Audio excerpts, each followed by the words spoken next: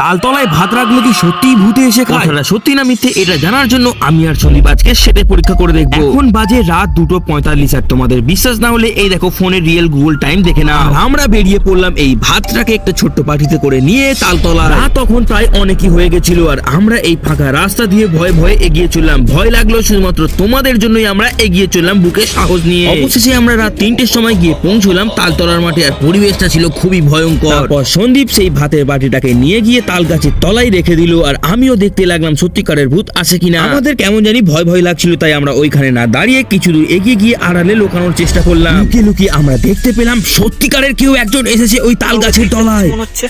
আরে ওই দেখ ভাই, ভয় লাগছে আমার। কেউ তো এসছে। কে ওটা ভাই? এদিকে দেখছে নাকি? Like comment share and subscribe. আগের পর্বে তোমরা দেখেছিলে আমি আর সন্দীপ তাল গাছের তলায় ভাত রেখে আছি এটা ভূত খায় কিনা সেটা দেখার জন্য। সেখানে সত্যি আমরা একটি ভূতকে দেখতে পাই। তারপর রাত তখন প্রায় 3টে বাজে আর আমরা আড়াল থেকে লুকিয়ে লুকিয়ে দেখতে লাগলাম কেউ একজন এসেছে সেই তাল গাছের তলায়। তারপর ভালো করে দেখতে পেলাম সেই অদ্ভুত ধরনের প্রাণীটি ভাতগুলোকে খেতে শুরু করলো। আর এদিকে আমাদের খুব ভয় লাগছিল, ভয়ের চোটে আমরা একটু জোরেই চেঁচিয়ে ফেলেছিলাম, ভাই এদিকে দেখছে নাকি? না না।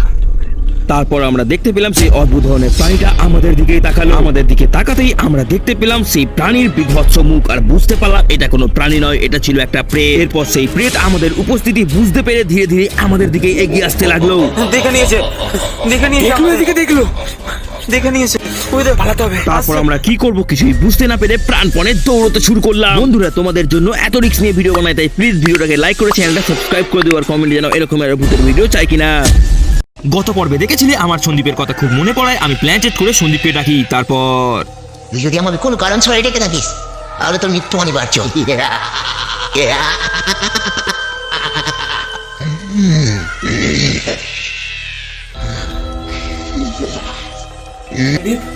তুই এরকম করে কেন কথা বলছিস? মানুষ মারা যাওয়ার পর আর আগের মতো থাকে না, আর চরিত্র সব পাল্টে যায়। যাওয়ার পর পরিবর্তন হয়ে যায়। ওসব ছাড়, তুই আমাকে কেন ডেকেছিস সেটা বল। কথা খুব মনে পড়ছিল রে, তাই আমি ডাকলাম। তুই আমাকে এই কারণের জন্য ডেকেছিস? তুই জানিস কারোর ডাকে আমাকে সারা দিয়ে আসতে গেলে কত যন্ত্রণা ভোগ করতে হয়। আমাকে আর কোনোদিন ডাকলেও আমি আর আসতে পারবো না। চিরবিদায় বন্ধু, চিরবিদায়। যাস না প্লিজ, কথা ছিল তোর সাথে। কথা প্লিজ যাস না। তারপর হঠাৎ করেই চোখের নিমেষে আমি দেখতে পেলাম সন্দীপ উধাও হয়ে গেল। তারপর ফোনের দিকে চোখ যেতেই আমি দেখতে পেলাম সন্দীপের ফটোটা আবারও ফোনের মধ্যে চলে এসেছে। মনটা খুব খারাপ হয়ে গেল। আমি জানি আর কোনোদিনও সন্দীপকে দেখতে পাবো না। Like comment share and subscribe. সত্যি কি সন্দীপ আমার কাছে ভূত হয়ে এসেছিল? নিশিটা গল্পের প্রায় 6 মাস হয়ে গেল। অনেকদিন আমি সন্দীপকে দেখি না। আমার কোনো গল্প লিখতেও মন চাইছিল না আর সন্দীপকে দেখতে আমার খুব ইচ্ছে করছিল। আমি ঠিক করলাম আজকে প্ল্যান চেক করবো আর সন্দীপকে ডাকবো। যেখানে থাকিস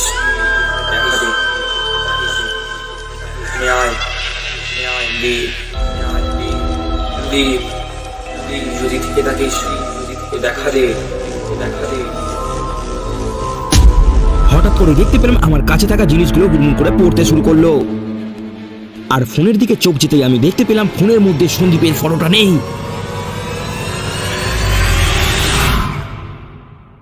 সন্দীপ তুই আমায় ডাকলি কেন বল? কি দরকার তোর? তুই যদি আমাকে কোনো কারণ ছাড়াই ডেকে থাকিস তাহলে তোর মৃত্যু অনিবার্য। Please like comment share and subscribe. এই গরমে আমার আর ভালো লাগছে না। আমি গেলাম স্নান করতে। কি রাত 1টার সময় চান করতে যাবি তুই? একটু স্নান না করলে হবে না ভাই, পুরো ঘেমে গেছি ভাই। আমি চললাম পুকুরে স্নান করতে। এই রাত্রিবেলা তুই স্নান করতে যাবি? ওই পুকুরটা মনে আছে তো? ওখানে কি আছে? সেই জোকা বুড়ি। যাস না দেখ, এখন যাস না। কি জোকা বুড়ি? তুই ছাড় তো, এই গরমে ঘেমে যাচ্ছিস, স্নান না করে থাকতে পারছি না। জোকা বুড়ি সব ফালতু কথা, আজগুবি জিনিস। কি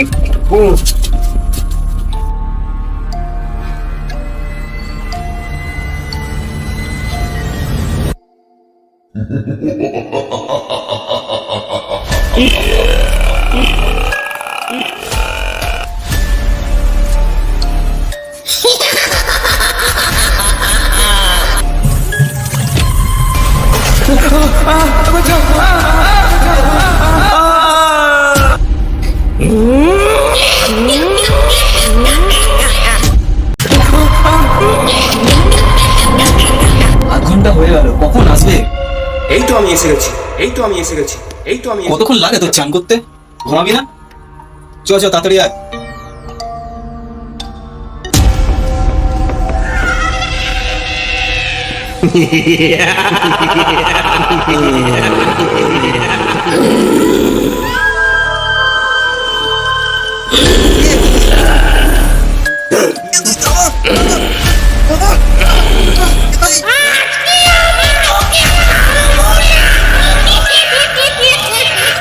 তোর ভাইকে মেরেছি এবার আমি তোকেও মারবো।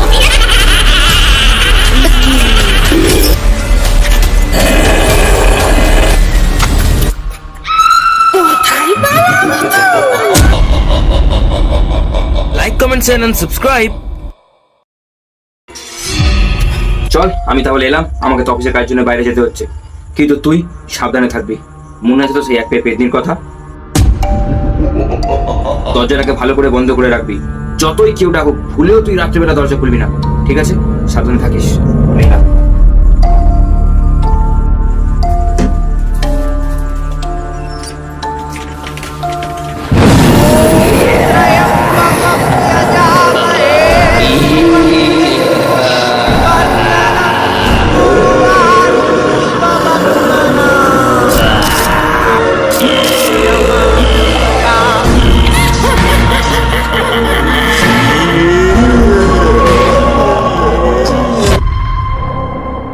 সন্দীপ, দরজাটা খোল। কি রে দাদা? হ্যাঁ রে, আমি, দরজাটা খোল।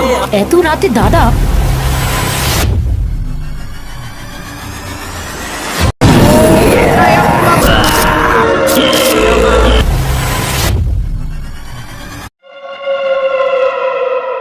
কি রে তাড়াতাড়ি ফিরে এলি? তুই যাসনি কাজে? আরে আমার বস আমাকে ছুটি দিয়ে দিল, বললো আমার অন্য লেবার চলে যাবে, তুমি বাড়ি চলে যাও, তোমার ভাই তো একা আছে তাই। আয় আয় ঘরে আয়।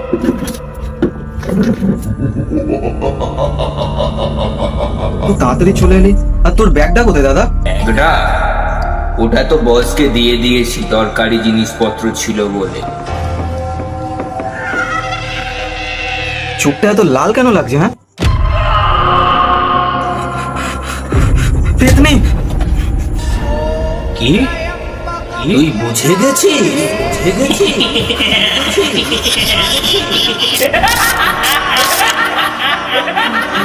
আজকেই তোর শেষ দিন।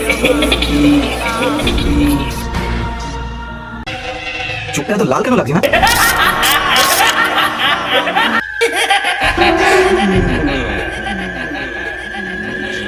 আজকেই তোর শেষ দিন।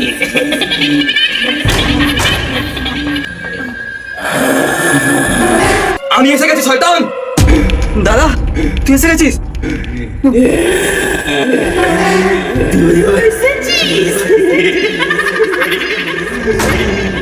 তোদের দুই ভাইকে আমি খাবো।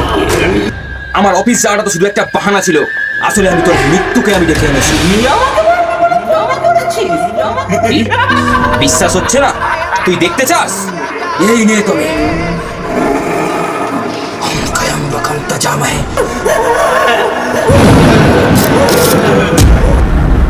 আর কোনো ভয় নেই ভাই, ওই পেতনিটা চিরতরে শেষ হয়ে গেছে।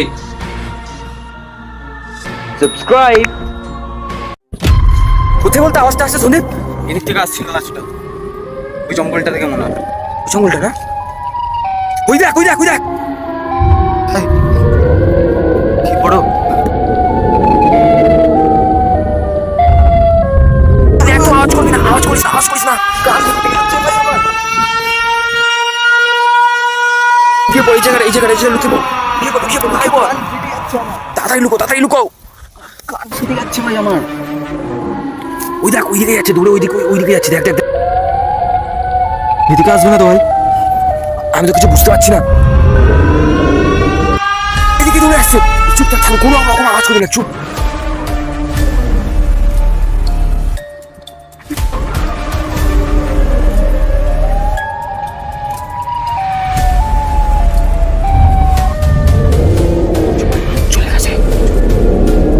Like comment share and subscribe. বুঝতে পেরে ব্যাপারটা? আমরা আজকে আবারও সেই ভয়ঙ্কর ভুতুরে জায়গায় যেতে চলেছি আর আজকে আমরা তোমাদেরকে সেই ভয়ঙ্কর কুঁড়ে ঘরটাকে ভালো করে ঘুরে দেখাবো। তোমরা দেখতেই পাচ্ছ আজকে দিনটাও সেরকম আগের মতো ভয়ঙ্কর হয়েছিল। আমরা অনেকটা তাড়াতাড়ি আজকে পৌঁছে গেলাম সেই ভুতুরে কুঁড়ে ঘরের দিকে। আজকে আবারও আগের দিনের মতোই খুব জোরে জোরে ঝোড়ো হাওয়া দিতে শুরু করেছে। কেন জানি না আমরা এই জায়গায় এলেই হাওয়া দেয় বারবার। তোমরা যারা পার্ট 2 চেয়েছিলে তাই তোমাদের জন্য লাইভ রিস্ক নিয়ে আমরা আজকে চলে এলাম আবারও সেই ভুতুরে কুঁড়ে ঘরের দিকে। মনে হয় ফিরে যাওয়া উচিত। চল একবার চল না ভেতরটা ঘুরে দেখি। আয় না না ভাই, যাস না ভাই। আয় না, এটা দিয়ে যাবো, এটা দিয়ে। ভাই ভাই, দেখে দেখে দেখে ভাই। ও গাইস, আমার মনে হচ্ছে যে এখানে কেউ আছে।